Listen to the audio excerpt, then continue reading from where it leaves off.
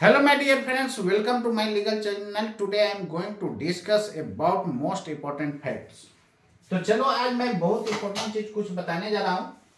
ये आईपीसी 1816 में यानी इंडियन पिनल कोड में अब इसको हटा करके बीएनएस 2023 लाया गया। ये कानून 2023 में लाया गया, लेकिन लागू कब हुआ? 1 जुलाई 2024 से लागू हुआ है। इस बात को याद रखना है। तो जैसे कांग्रेस वाला क्या किया, कांग्रेस पार्टी जो है क्या किया, जो भी एगेंस्ट पार्टी था वो सब एक इंडिया गठबंधन बनाया।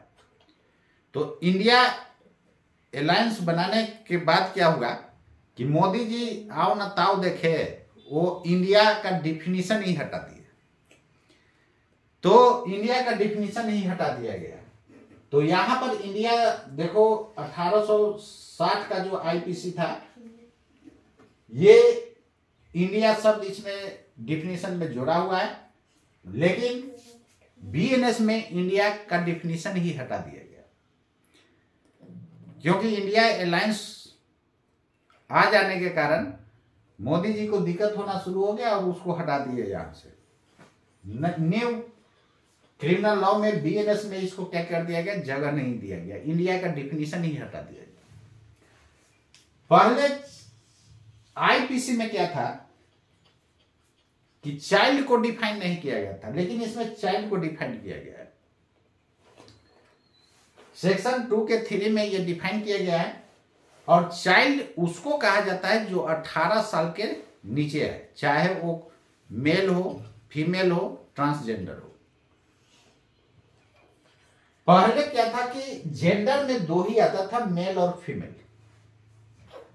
तो पहले जो आईपीसी में मेल और फीमेल जेंडर में दो ही डिफाइन था, मेल और फीमेल, ट्रांसजेंडर डिफाइन नहीं था।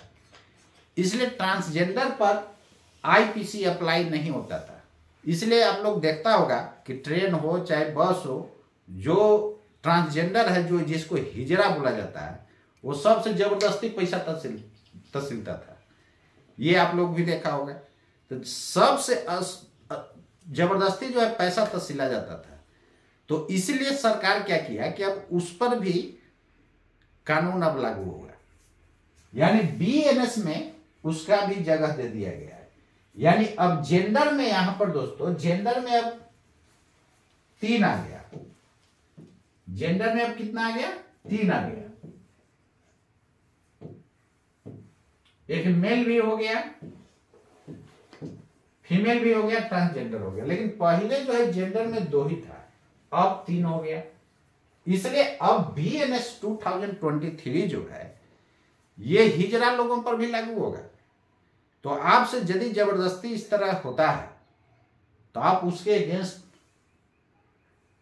थाना में अपना कंप्लेन कर सकते हैं। अब तो 0 एफआईआर हो गया, आप कहीं भी थाना में आप कंप्लेन कर सकते हैं।